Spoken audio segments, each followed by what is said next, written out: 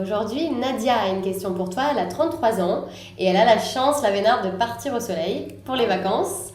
Elle aimerait savoir quoi mettre de préférence dans sa trousse de maquillage. D'accord, alors tout va dépendre des habitudes de Nadia. On a des indispensables, les premiers étant le mascara et le gloss.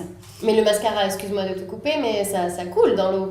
Alors, il existe des mascaras waterproof qui se trouvent dans le commerce et qui non seulement vont résister à l'eau, mais vont résister aussi à la moiteur, donc à la sueur et aux émotions, parce que des fois, pendant les vacances, on a des petits moments d'émotion. Chagrin d'amour. Voilà, ou des émotions heureuses. En plus de ce mascara et de ce gloss, on va pouvoir choisir en fonction de ses habitudes des fards à paupières. Le plus simple pour les vacances, ça va être des couleurs qu'on appelle aujourd'hui du nude, c'est-à-dire des beiges, des taupes, des chocolats, ou bien des irisés très faciles à poser, des choses un petit peu nacrées, des dorés par exemple, qui peuvent même s'appliquer aux doigts très facilement. Donc une petite palette de 3-4 fards avec le miroir intégré, ça va permettre d'avoir un petit coin pour se regarder, où qu'on soit, même dans le bus. Et puis de se faire quelque chose d'un petit peu plus sophistiqué qu'avec juste le mascara, le gloss. On pourra aussi rajouter un crayon par exemple pour le soir. Certaines vont avoir des soucis de peau, ont l'habitude de se maquiller la peau aussi. Donc là, il sera plus conseillé avec la chaleur de prendre quelque chose de très léger, donc un fond de teint fluide, ou voire une crème teintée solaire.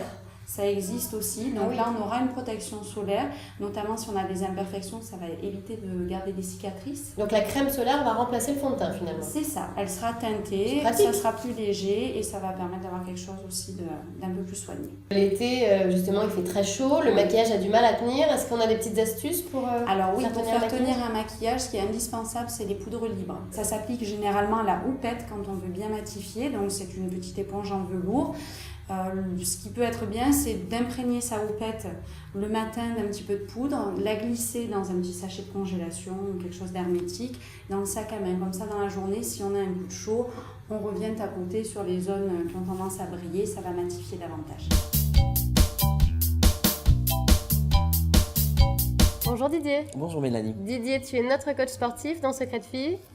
Tout à fait. Aujourd'hui, on répond à Christelle. Elle a 26 ans, elle est un petit peu enrobée et elle aimerait maigrir. Elle aimerait savoir quel est l'exercice cardio qui brûle le plus facilement des graisses. D'accord. Alors bonjour Christelle. Il faut savoir que donc pour brûler les graisses, si tu es seul chez toi, ce sera vraiment un peu dur, à moins que tu aies les moyens de pouvoir te prendre un coach privé donc qui est sportif, qui viendra donc chez toi t'expliquer et t'encadrer donc pour faire ces exercices cardio. Ou sinon, moi je t'invite donc dans un centre de sport pour pouvoir justement avec d'autres personnes venir à des cours tels que l'aérobic, des cours de step ou même des cours de zumba pour pouvoir justement brûler des graisses. Le cardio, justement, j'allais te demander, Didier, le cardio, c'est tout ce qui fait accélérer le cœur, en fait. Voilà, tout à fait. C'est vraiment une augmentation de la fréquence cardiaque et donc qui va permettre, en fait, au bout d'un certain temps, de pouvoir brûler les graisses, justement. C'est un petit peu plus motivant d'être avec plusieurs filles, avec un coach qui nous guide. Oui, voilà, parce qu'il y a vraiment une énergie, il y a vraiment une ambiance qui se crée et puis vous avez quand même des professeurs qui sont diplômés qui vont pouvoir vous encadrer. Et c'est beaucoup plus intéressant. Maintenant, effectivement, si tu n'as pas l'occasion de pouvoir partir dans une salle de sport, tu peux te balader sur le front de mer, tu peux t'aérer au grand air et pouvoir faire donc un petit footing ou une marche rapide également, ce qui sera tout aussi efficace au niveau du cardiovasculaire. Une marche rapide? Oui, à raison de combien de temps par semaine? Alors combien de fois? 45 minutes, 1 heure. 1 heure en marchant 1 heure par semaine au bord de la plage? On brûle des graisses. On mettra quand même 3 fois par semaine. Mais vraiment. Et du coup, si on fait du footing, tu dis que c'est aussi efficace que de la marche? Alors, tout dépend en fait du gabarit donc de la personne. Si vous êtes vraiment en surpoids, je ne conseille pas donc de faire un footing, mais au contraire une marche à votre rythme et que vous verrez au fur et à mesure, vous allez pouvoir vous améliorer donc dans la marche et qui va se transformer au fur et à mesure en footing. Pourquoi Christelle ne pourrait pas faire ça chez elle? Alors, elle ne pourrait pas le faire chez elle parce que elle n'est pas diplômée d'État, il faut vraiment avoir une personne vraiment qui soit diplômée pour pouvoir la conseiller. Ouais. Et étant donné qu'elle n'a pas non plus connaissance de son schéma corporel, il est quand même plus sécuritaire d'avoir quand même quelqu'un à ses côtés pour pouvoir vraiment la guider. Éviter de se faire mal. Et se faire mal surtout, voilà, tout à fait. Bonjour les filles, bonjour William. Bonjour. William, nous avons Déborah qui a 21 ans, qui a entendu parler du tie and dye.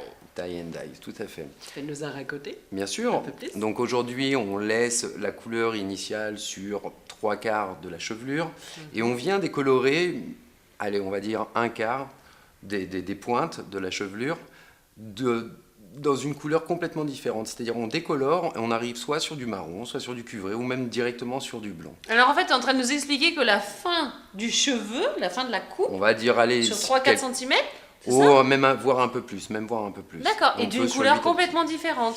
En fait, c'est le produit, c'est la décoloration qui va vous donner le ton de la couleur. Donc on va passer par une phase qui va d'abord être marron, une deuxième phase qui va être cuivrée, et la troisième qui va être terminée au blond. Est-ce qu'on fait par exemple du blond et du noir? Ah non, pas du tout. Non. Non. On Le reste dans une contraste est harmonie trop... de couleurs. Tout à fait. En fait, D'accord. pour quelqu'un, on va dire par exemple de votre couleur, on va aller plutôt sur un tie and dye blond doré sur la pointe. Mais on va pas... Mais moi, sur cheveux courts, c'est pas possible. Non, je parle toujours en référence de votre couleur. Il faut toujours avoir les cheveux longs pour avoir à le fait. choix des coupes. Hein. C'est pas juste, C'est c'est clair. pas juste ça les filles. Donc tie and dye, la fin du cheveu. Tout à fait. D'accord. Sur une longueur quand même qui est en dessous de l'épaule. Le tie and dye est beaucoup plus cohérent quand on est sur un cheveu long qui est dégradé et éventuellement en pointe, Il se voit davantage. bien sûr. Ça permet Et de donc jouer après, plus. Après, un entretien très important, puisqu'en fait, comme c'est du produit de décoloration, c'est très important que cette partie en fait, ne dessèche pas complètement au soleil. Donc il est important soit de l'hydrater avec des crèmes ou de l'huile. des bains d'huile, des choses Des bains comme d'huile, ça. oui, tout à fait. Et puis se protéger peut-être le cheveu quand on va à la plage. Alors, quand on va à la plage, je déconseillerais l'huile par contre, D'accord. parce que ça va faire l'effet papillote, tout simplement. On met quoi pour se Moi, je protéger serais le plutôt cheveu de la crème sans rinçage. D'accord. Et ensuite, quand vous rentrez de la plage, vous rincez cette crème. D'accord. Et après, vous pouvez réhydrater votre cheveu avec de l'huile. Mais aucun contact entre de l'huile au soleil. D'accord. Je suis en train de penser à quelque chose. Le tie and dye, il est droit. Pas systématiquement. Ah, on peut faire des figures géométriques. Alors, on peut le faire en cisaillement. On peut aussi revenir retirer quelques mèches qui viennent se profiler dans le tie and dye, ce qui est très joli avec un effet lumière. Bah, c'est comme si on faisait des mèches en fait, non? Alors, on aurait le résultat en faisant des mèches ou une couleur à partir de 8 à 10 mois, en laissant pousser sa racine. C'est un peu le même effet. Ouais. Est-ce qu'il y a une occasion particulière pour porter un tie and dye? Alors, le tie and dye, moi je dirais que c'est plutôt dans la vie de tous les jours.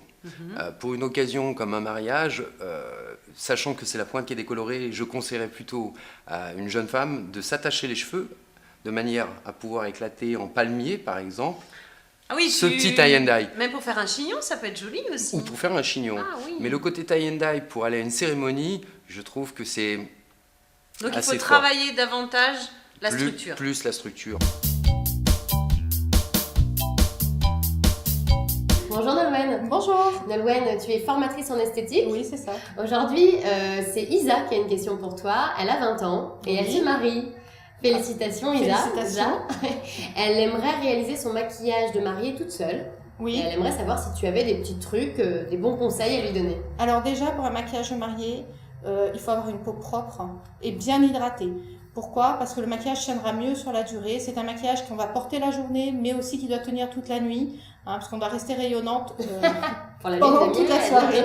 Bien hydratée avec une bonne crème hydratante ou une bonne base de protection. Ensuite, les étapes traditionnelles d'un maquillage. Ce qui compte dans le maquillage marié, c'est qu'il reste lumineux et pas trop de nacre, pas trop d'effets irisés.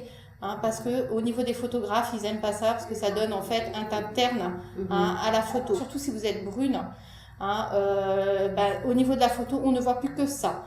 La nacre, il faut l'éviter. Par contre, après, c'est un teint. Travailler son teint, fond de teint. Bien sûr, toujours le poudrer pour éviter qu'il brille. Alors du pareil. coup, le teint, c'est son fond de teint habituel avec...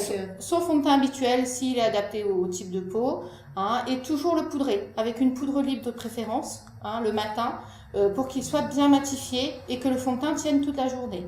Ensuite, le travail du regard, en fonction des habitudes, si vous avez l'habitude d'être maquillé, le regard plus soutenu avec du noir. Par contre, si vous voulez quelque chose de naturel, quelque chose de plus naturel, avec du marron ou du gris. Surtout, moi, ce que je conseille, si tu le fais toute seule, Isa, c'est de rester dans tes habitudes. Ne pas changer tes habitudes pour que tu aies quelque chose d'assez naturel et tu sois habitué de le faire.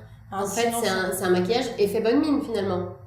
Il vaut mieux rester dans le bonne mine si on le fait toute seule. Après, c'est sûr, quand on veut de l'extravagant, il vaut mieux être conseillé par une spécialiste qui auront l'habitude au niveau du visage et tout, de travailler des couleurs et l'habitude de travailler les teints mariés surtout. Le jour de son mariage, on a tendance à être un peu fatigué, on a fait beaucoup de préparatifs, on n'a pas beaucoup dormi la C'est nuit, pour ça on est facilement cerné. Oui, Un petit c'est pour ça astuce. ce que je disais tout à l'heure, le teint a énormément d'importance le jour de son mariage. L'astuce, bien sûr, c'est l'anti-cerne.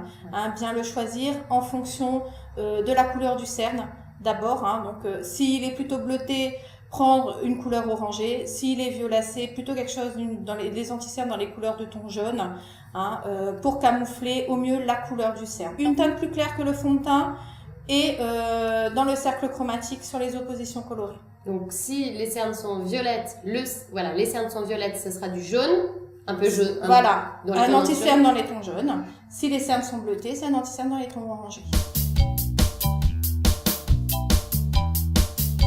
Bonjour les filles, bonjour Jean-Yves. Bonjour. Jean-Yves, nous avons Virginie qui a 28 ans, qui est une fan de shopping. Je sais pas si tu as des filles autour de toi, mais les filles, elles vont faire les magasins, les samedis après-midi, elles reviennent avec plein de sacs, et là, c'est le drame. Elles ont le dessous des pieds, tu sais, tout échauffé, avec les chaussures. Qu'est-ce qu'on peut conseiller à Virginie de faire en rentrant pour justement enlever cette sensation de chaleur qu'on peut avoir ? Le plus simple qu'il y a à faire à la maison, c'est de prendre une bassine d'eau tiède avec du gros sel et de tremper ses pieds dedans. Et éventuellement, D'accord. après, de le remettre dans une bassine d'eau froide. Mais pour quelle est activer la l'efficacité circulation. du gros sel ? C'est quoi ? Détente. Pourquoi du C'est gros sel ? C'est de la détente. Ah, ça va détendre ? Ça va détendre et ça va D'accord. aussi ramener son pied à une température normale. L'échauffement, ça vient Problème de d'où ? circulation, Ah, c'est un problème de circulation du sang ? bien sûr. D'accord. C'est le fait d'être debout, Debout, de marcher. le dessous du pied chauffe trop ? avec les chaussures à talons peut-être. Et D'accord. c'est une Et donc si possibilité. c'est un problème sanguin, de circulation sanguine, Oui. tu peux faire quelque chose ? Réflexologie plantaire, et ça permet d'activer, de créer une meilleure circulation sanguine. Donc d'activer les canaux d'énergie qui vont améliorer la circulation du sang, c'est ça ? Voilà, exactement. Comment est-ce qu'on s'occupe de ses pieds ? En mettant de la crème, en le mettant dans l'eau chaude, enfin l'eau tiède, l'eau froide, en s'occupant de Ah, notre ça pied. fait un peu penser au sauna, ça, Oui, tout à fait, oui. chaud, Ça froid, active. chaud, froid. Oui, ça active la circulation et ça permet d'avoir une circulation plus intéressante. Est-ce qu'on peut donner des conseils à Virginie pour se détendre les pieds ? Oui, bien sûr, de prendre une crème et de se faire des points de pression soi-même sous ses pieds. Alors, sous quel pied ? Sous les deux pieds, on prend et on fait des points sur tous les pieds. Il n'y a pas de risque, il n'y a pas d'inconvénient. L'endroit où le pied est appuyé Voilà, dans la où chaussure ? généralement, le pied, c'est à la partie avant du pied où ça chauffe. Donc, on fait des points dessous avec une crème. Et on risque pas de déclencher autre chose Il y a parce que pas quand on n'y connaît rien. Il n'y a pas de risque, ça peut faire que du D'accord. bien. Je veux dire, tous les organes sont sous les pieds, Ça mais il détend. n'y a aucun risque. Ça va détendre la peau. Ça va détendre la peau et ça va détendre les organes. Sous les D'accord. pieds, il y a tous les organes. Vous avez le foie, la rate, les reins. Donc elle peut se masser la pulpe des orteils, Oui, aussi. le dessous du pied, la plante. En sachant que en fait, Le les talon. pieds se décomposent. La partie haute, c'est la partie tête. Après, on a la partie, tout ce qui est intestin. Et toute la partie du bas, c'est au niveau du talon. Donc le talon. D'accord, ok. Le C'est- talon correspond au bas la du partie, corps. voilà. D'accord, très bien. Je veux dire. Donc on va se détendre la tête en se matant les pieds. Tout à fait. Pendant 30 secondes, donc tu resteras en position de gainage, tu relâcheras 30 secondes et tu renouvelles donc cette opération 4 fois à peu près. 4 fois par semaine 4 fois donc dans la séance dans la et à séance. raison de 3 fois par semaine.